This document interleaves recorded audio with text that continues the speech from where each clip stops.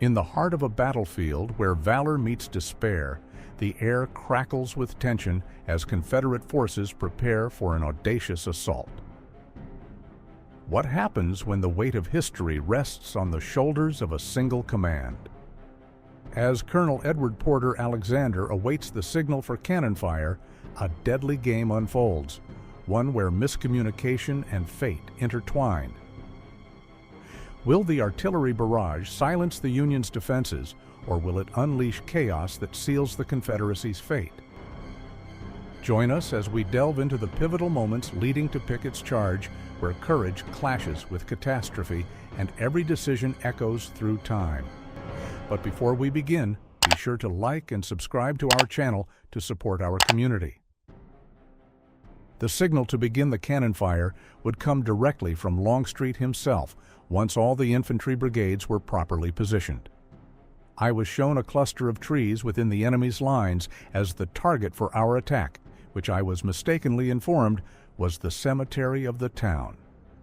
Around 9 a.m., I started to adjust our line and prepare it for the cannonade. Strangely, the enemy only responded with an occasional cannon shot, and we chose not to reply, knowing they had the ability to force us into cover or deplete our ammunition before our infantry could fully form. I can only speculate that they allowed us to complete our visible preparations because they understood how easily we could fall into a trap. Out of Longstreet's 83 guns, 8 were stationed on our far right to protect our flank, while the remaining 75 were arranged in an irregular line approximately 1,300 yards long, starting at the peach orchard and extending near the northeast corner of Spangler Wood.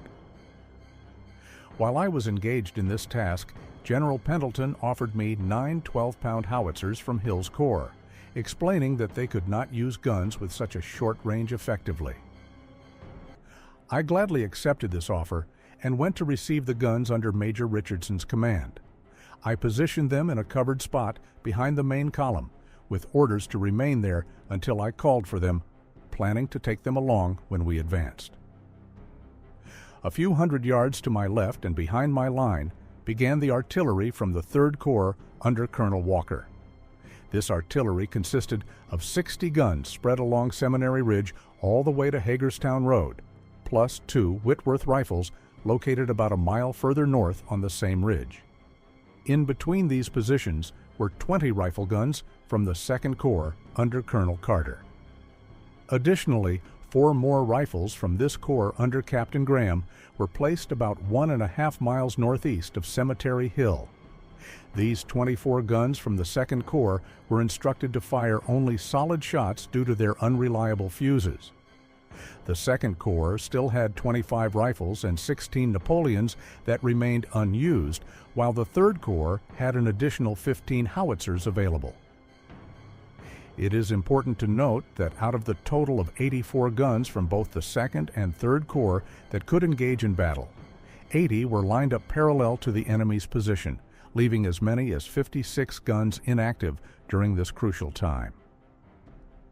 It was a significant oversight not to place these guns and many more within and near the town to target the enemy's flanks and create crossfire with Western guns.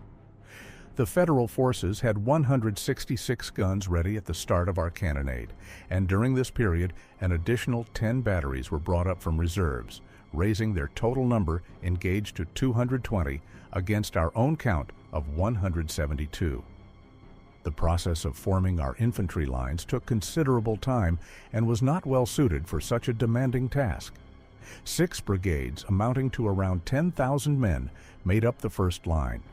The second line consisted of 3 brigades that were significantly shorter on the left side, positioned about 200 yards behind the first line. The remaining brigade, commanded by Wilcox, was stationed at the rear of the right side of the column and did not move forward with the rest. When they were finally ordered to advance, it was over 20 minutes later, which made it far too late for them to provide any meaningful assistance. Both flanks of the attacking column were exposed, and the left side had no support behind it. This situation meant that it was bound to break apart quickly under enemy fire. No formation could have succeeded in this scenario, and it's likely that a lighter formation suffered fewer casualties than a denser one would have experienced. Just before noon, a fierce cannonade erupted on our left side, lasting for a full half hour. This has often been thought to be part of an order that preceded Pickett's charge. The firing began between skirmishers in front of Hill's corps over control of a house. Hill's artillery was the first to engage in this cannonade, reportedly under his orders. This decision was quite unwise as it wasted a significant amount of ammunition, which we would sorely miss in the fighting that followed. Not a single gun from our corps fired a shot during this time, nor did the enemy in front of us. When the firing finally subsided, an eerie quiet settled over the battlefield, extending even to our skirmishers and into the enemy's rear. Throughout the morning, we had heard the sounds of Johnson's battles behind their lines. My 75 guns had all been carefully positioned and prepared for action for about an hour while the infantry brigades were still not properly aligned. I was waiting for the signal from Longstreet when I suddenly thought to send for the 9 howitzers under Richardson so they could advance a few hundred yards before getting into action. However, only after the cannonade began did I discover that these guns had been moved and could not be located. It later became clear that Pendleton had withdrawn 4 of those guns, while Richardson had moved off with the other 5 to seek cover after finding himself in line with Federal fire during Hill's cannonade. I chose not to complain about this situation because I believed that if those guns had moved forward with the infantry, they likely would have been left on the field and could have drawn a counterattack after Pickett's charge was repulsed. Meanwhile, about half an hour or so before the cannonade started, I received a note from Longstreet that startled me. It read, "Colonel, if the artillery fire does not succeed in driving off or significantly demoralizing the enemy enough to make our effort more certain, I would prefer that you not advise Pickett to make his charge.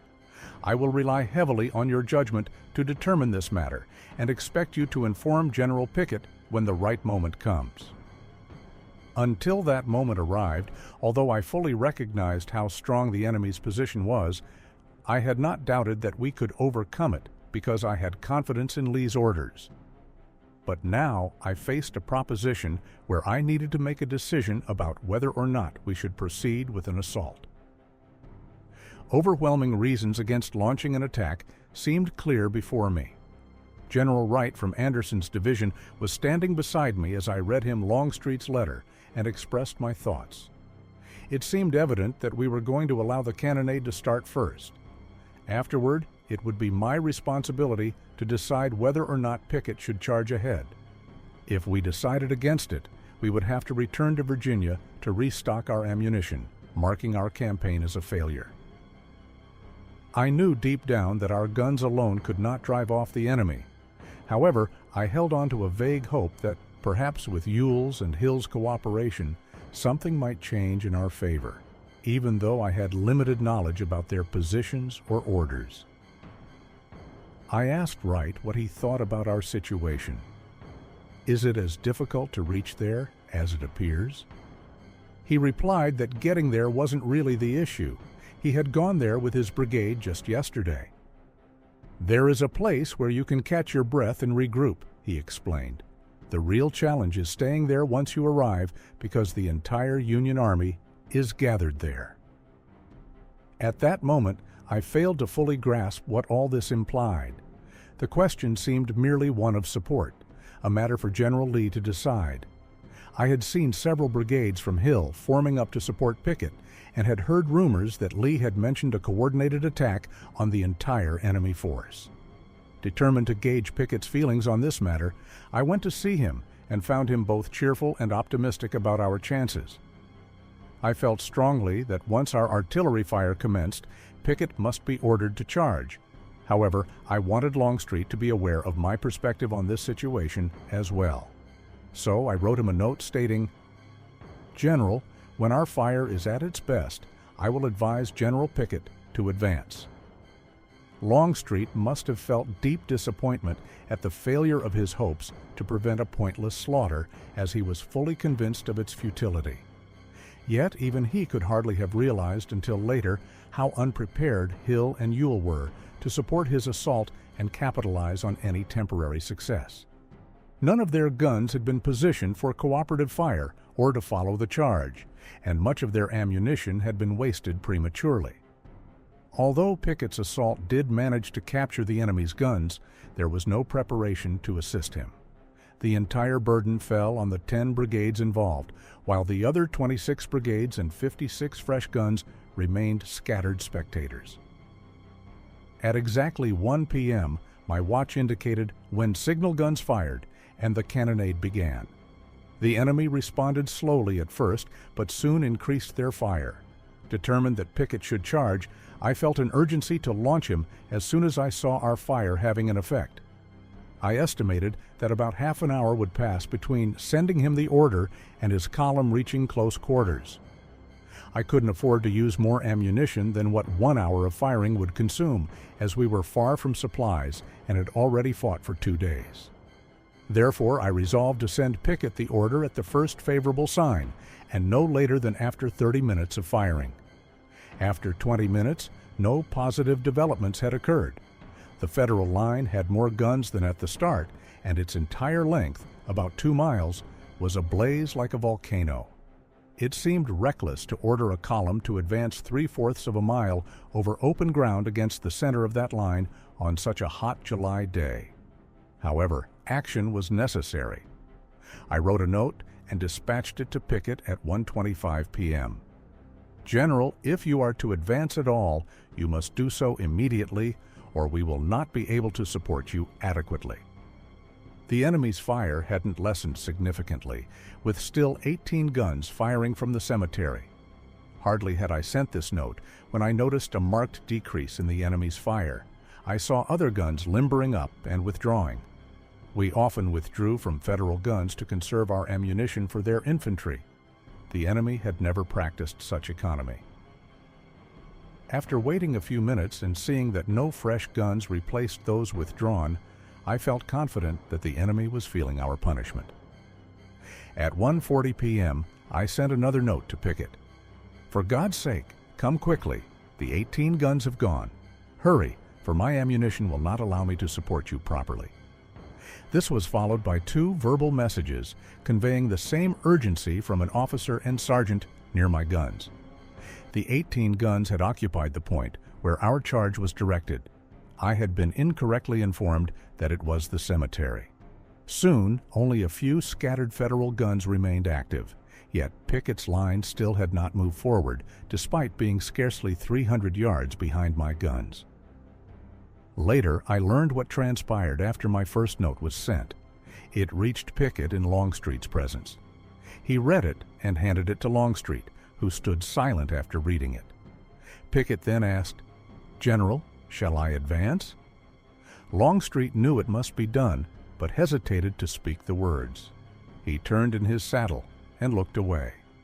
Pickett saluted and declared he would move forward before galloping off. Longstreet rode out alone to join me on the left flank of the guns. It must have been around 1:50 p.m., but I didn't check my watch again. My impatience grew as I awaited Pickett's arrival, fearing we would run low on ammunition when Longstreet joined me. I explained our situation to him. He spoke sharply. "Go stop Pickett where he is and replenish your ammunition." I replied, "We can't do that, sir." The train has very little left.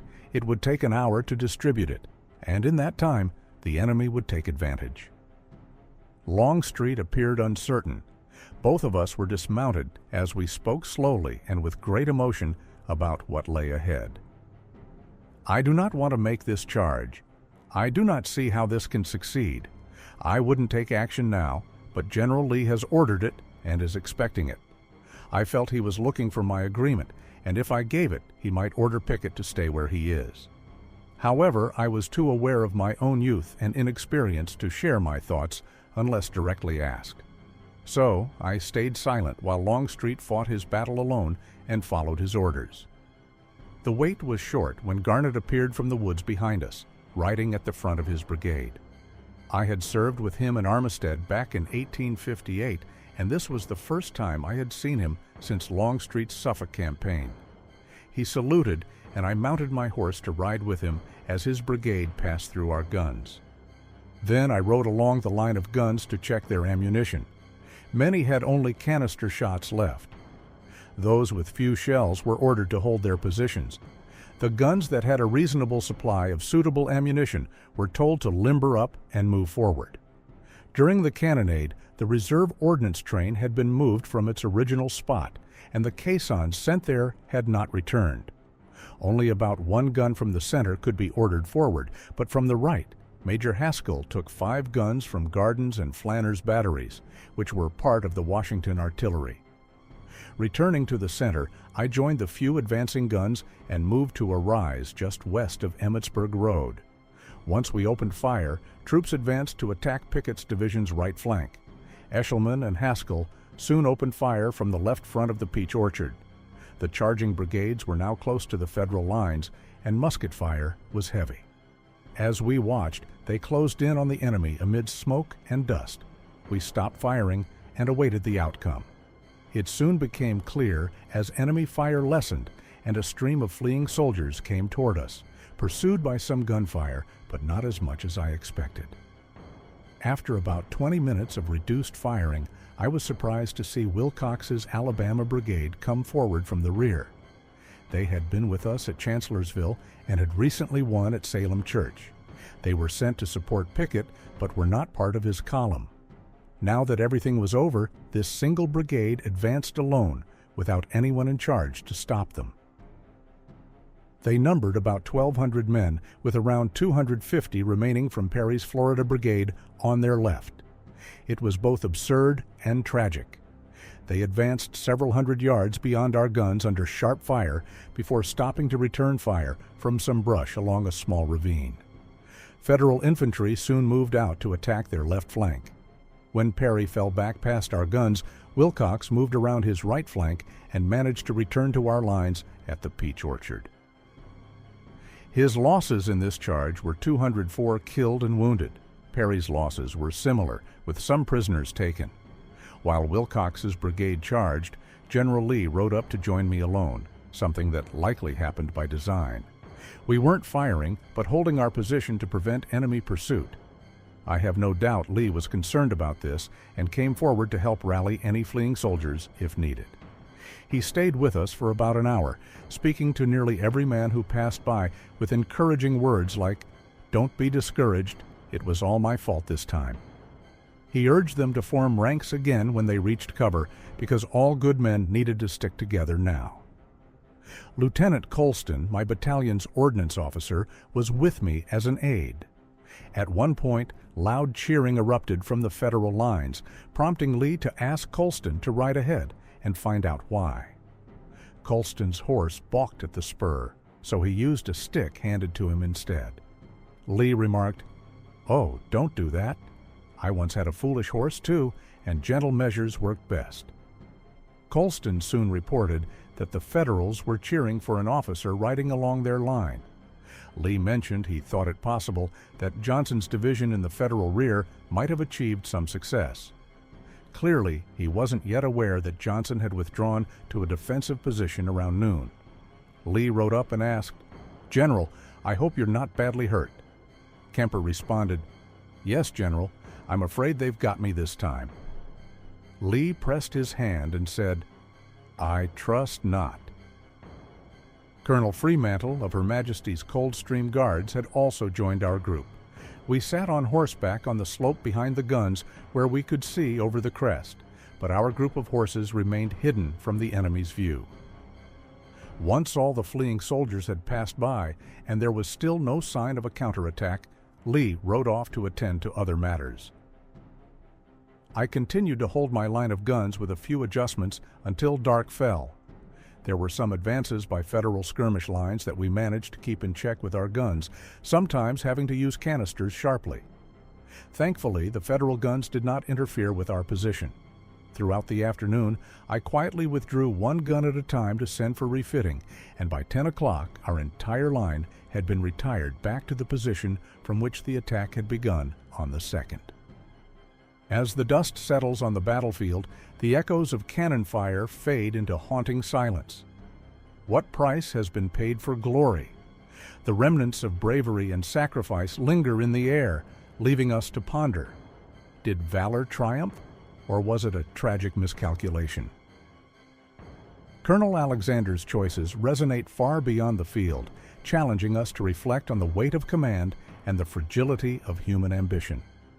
As we close this chapter of history, we invite you to share your thoughts. Was Pickett's charge a noble pursuit or a reckless gamble?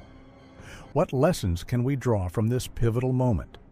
Join the conversation and let your voice be heard, because history is not just about what happened. It's about what we learn from it.